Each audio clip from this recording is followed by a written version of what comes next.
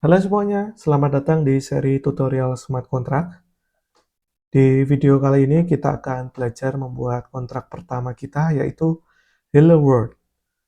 Apa aja yang kita bahas di video ini? Yang pertama, struktur file, .sol atau solidity, kemudian pragma solidity, kontrak pertama, compile dan deploy, kemudian memanggil function.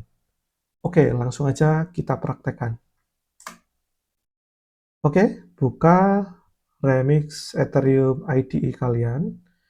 Kemudian di bagian File Explorer sini, kita buat file baru di dalam Contracts.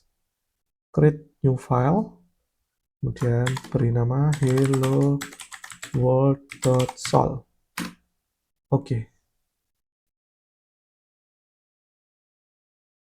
Oke. Nah, oke. Untuk bagian yang pertama ini, kita harus menuliskan license yang digunakan di dalam smart contract ini ya. Saya akan perbesar dulu. Oke. SPDX, kemudian kita lihat aja di kontrak yang sudah ada, karena ini standar ya.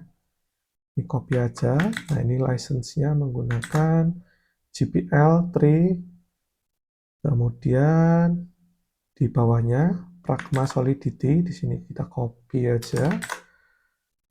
Nah, ini nanti juga saya akan jelaskan satu persatu ya. Untuk sekarang kalian cukup ikutin aja apa yang saya tulis. Oke, di sini kita akan mulai buat kontrak Hello World ya. Tulis kontrak Hello World. Oke, kurung kurawal. Nah, di dalamnya kita langsung aja buat function say hello. Oke, parameternya kosong, kemudian di sini ada keyword public, kemudian pure returns. Kemudian di sini ada parameternya string memory. Oke, kurung kurawal. Nah, di dalam sini kita langsung aja sesimpel return, kemudian string hello world. Oke. Nah, ini ya. Kontrak pertama kita buat sesederhana mungkin. Kita pastikan bahwa kontrak pertama ini berhasil untuk dikompil dan deploy. Untuk penjelasannya, untuk bagian-bagiannya ini nanti akan saya jelaskan. Oke, kalau sudah, kita akan langsung coba compile dulu. Compile hello world. Oke, kalau centang berarti nggak ada masalah ya di kontrak ini. Nah, tadi kan saya juga jelaskan ini harus ada wajib nih ya. Ini terlihat seperti nggak penting karena ini komen. Tapi kalau kita hapus, nah terus kita compile di sini ada warning ya. Nah, ini meskipun sebenarnya bisa di deploy, tapi ini ada warning ya, disarankan untuk menggunakan SPDX license untuk memberitahu bahwa kontrak ini license-nya apa gitu. Oke, kita kembalikan, compile lagi, compile. Oke, centang ya, berarti tidak ada masalah. Kemudian kita langsung aja deploy. Nah, di video selanjutnya, itu kan saya mempraktekkan untuk menggunakan browser extension, kemudian injected provider MetaMask. Nah, menggunakan injected provider ini, itu berarti kita akan melakukan deployment di testnet ya. Baik itu testnet Sepolia, Ethereum, atau yang lainnya. Dan kita memerlukan sign in secara manual dan token untuk membayar gas fee. Nah, kalau misalnya kita sedang melakukan development awal-awal, itu kan pasti kita akan bolak-balik coba melakukan pengetesan kan.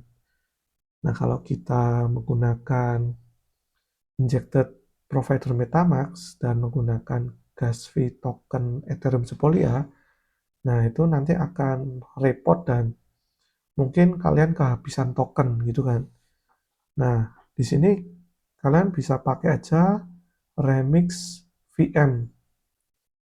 Nah, jadi di sini kita tidak perlu melakukan sign in secara manual, tapi ini udah di-handle langsung oleh Remix VM-nya. Nanti kita nggak usah sign in, confirm secara manual, nanti langsung di-deploy.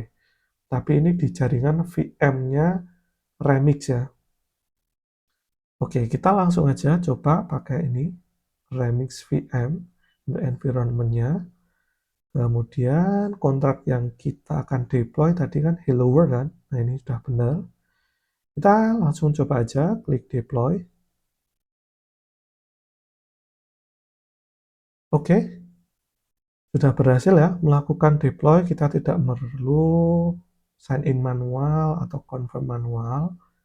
Ini udah langsung terdeploy. Nah, kita juga bisa lihat di sini klik detailnya. Nah, tadi kan kita membuat function say hello kan. Nah, di sini kita bisa langsung coba klik say hello itu isinya apa ya. Klik. Nah, muncul di sini nilainya adalah string dan isinya adalah hello world. Nah, sampai di sini kita sudah berhasil membuat smart contract pertama kita hello world ya. Nah, mungkin kalian masih banyak yang bingung. Tadi bagian-bagian yang pertama, kenapa harus ada bagian command license, pragma solidity apa, kemudian ini kontrak function, kemudian ada keyword banyak itu apa. Nah, ini akan saya jelaskan. Oke. Nah, di sini yang pertama untuk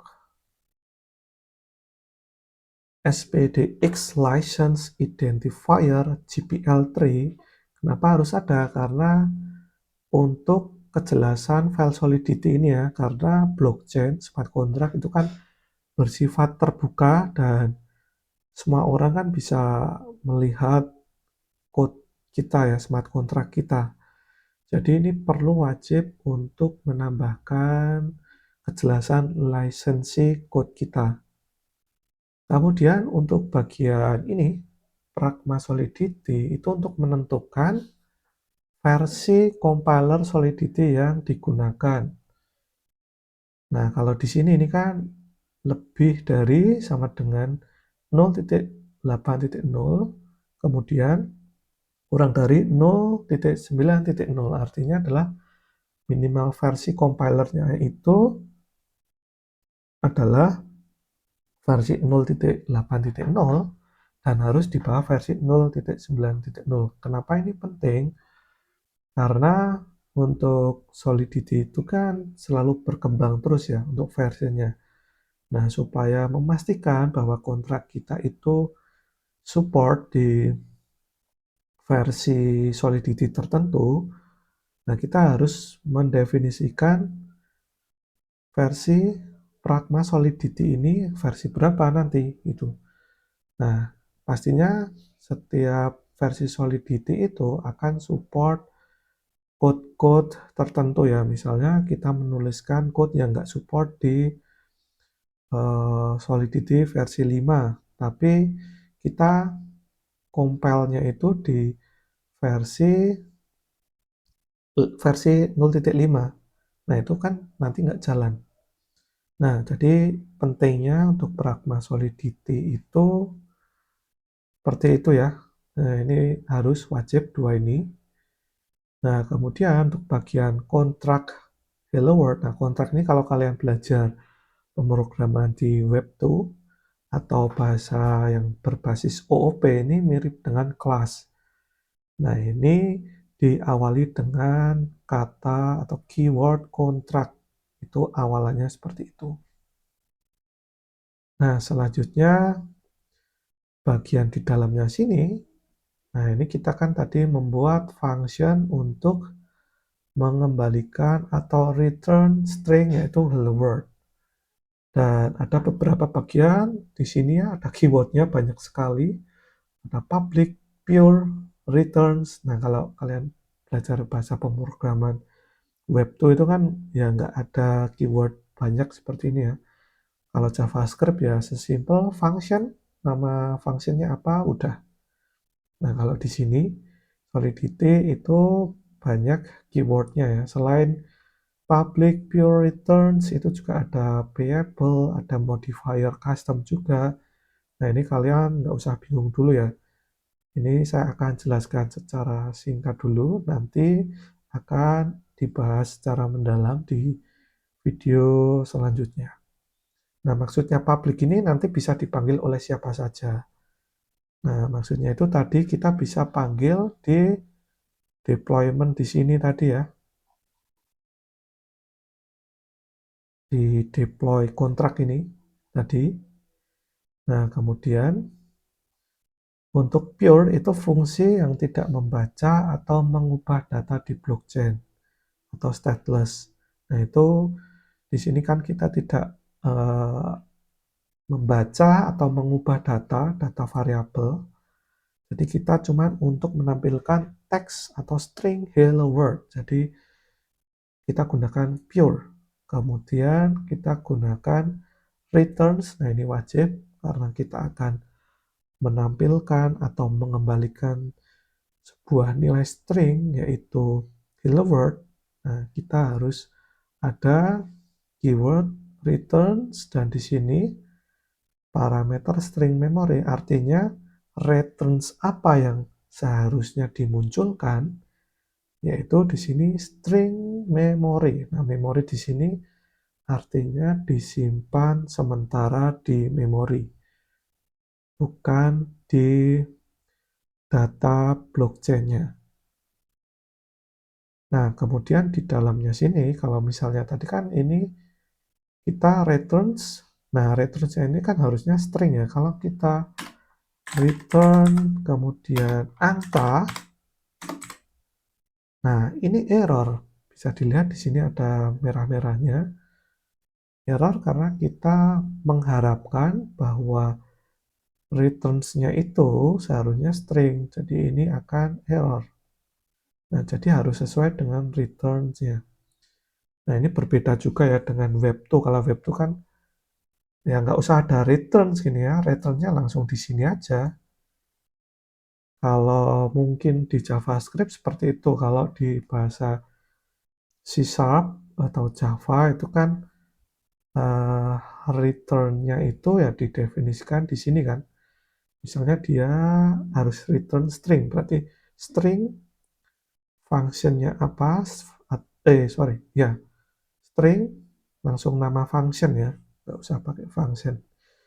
Nah, sepertinya ya saya agak lupa karena udah lama juga nggak pegang code C#, C++ seperti itu tuh. Nah, jadi seperti itu ya. Untuk bahasa Solidity ini agak sedikit berbeda, tapi ya sebenarnya overall sih agak mirip-mirip ya. Nah, oke, seperti itu. Di sini tadi apa? Return hello world. Oke. Nah, mungkin kalian di video ini juga masih sedikit bingung ya. Maksudnya apa sih public pure returns? Kemudian keyword-keyword yang lain itu apa? Nah, tenang aja, kalian nggak usah bingung. Di video ini kita fokus aja untuk membuat kontrak sederhana yaitu Hello World tanpa kalian memperdulikan dulu bagian-bagian yang lain. Yang penting kita buat kontrak Hello World, kemudian bisa di-compile, bisa di-deploy, kemudian kita bisa memanggil fungsinya. Untuk bagian-bagian yang lain ini, kita akan belajar lebih dalam lagi di video selanjutnya karena akan dipecah-pecah lagi bagian-bagiannya, ada variabel, function, keyword-keyword, modifier, dan lain-lain. Oke, kalau kalian sudah berhasil untuk deploy, berarti selamat, kalian sudah bisa membuat smart contract pertama kalian di blockchain.